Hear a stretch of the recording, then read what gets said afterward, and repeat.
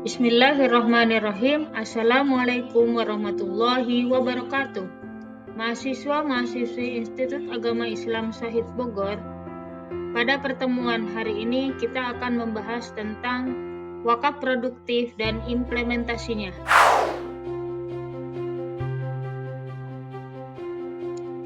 Capaian pembelajaran pada mata kuliah ini adalah mahasiswa mampu mengelaborasi potensi wakaf di Indonesia.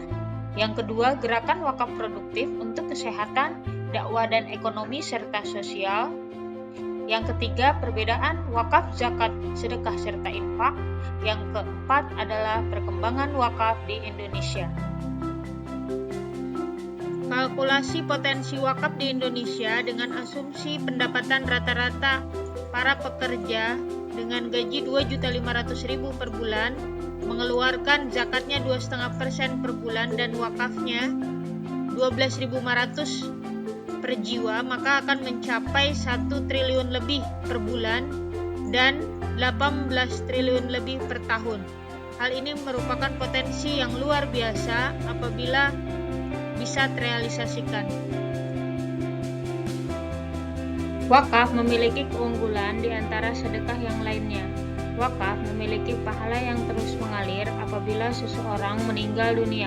Berbeda dengan zakat yang mana peruntukannya hanya untuk 8 asnaf golongan, sedangkan sedekah bisa berbentuk materi dan non-materi, sedangkan wakaf memiliki keunggulan yaitu pahala yang tidak terbatas sampai seseorang meninggal dunia. Bagaimanakah perkembangan wakaf di Indonesia? Mengapa wakaf dan realisasinya masih jauh dari harapan? Pertama, wakaf masih dianggap ibadahnya kalangan dehem atau hanya untuk orang kaya saja. Kemudian, wakaf dikerjakan dalam bilangan besar. Artinya, barang-barang wakaf identik dengan barang-barang mahal seperti tanah dan infrastruktur bangunan. Kemudian, wakaf tidak perlu disegerakan, artinya sudah tua baru ditunaikan.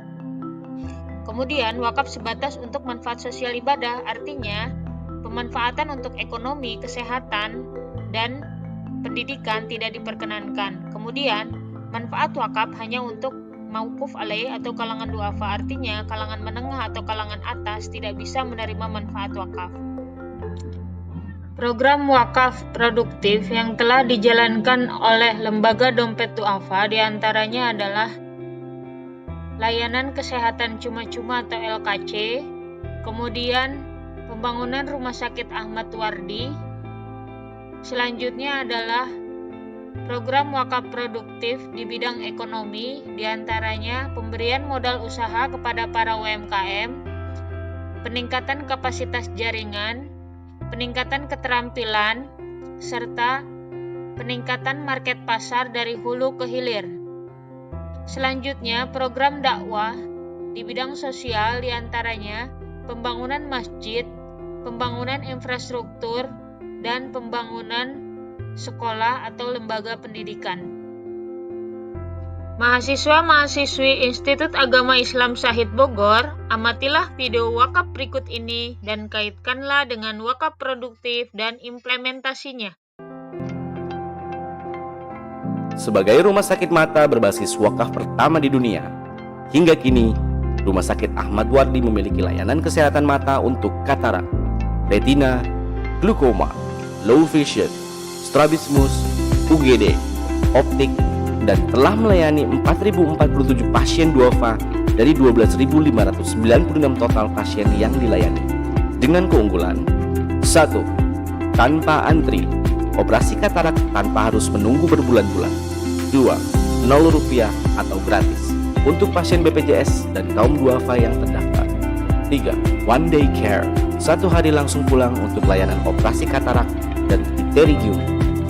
Saat ini, Rumah Sakit Ahmad Wardi telah memiliki katarak center sejak tahun 2018 dan berikutnya akan dikembangkan retina center tahun 2019 dan glaukoma center tahun 2020 dengan memanfaatkan kupon hasil cash wakaf link sukuk Badan Wakaf Indonesia untuk pembelian peralatan, mobil ambulan, dan pembangunan gedung.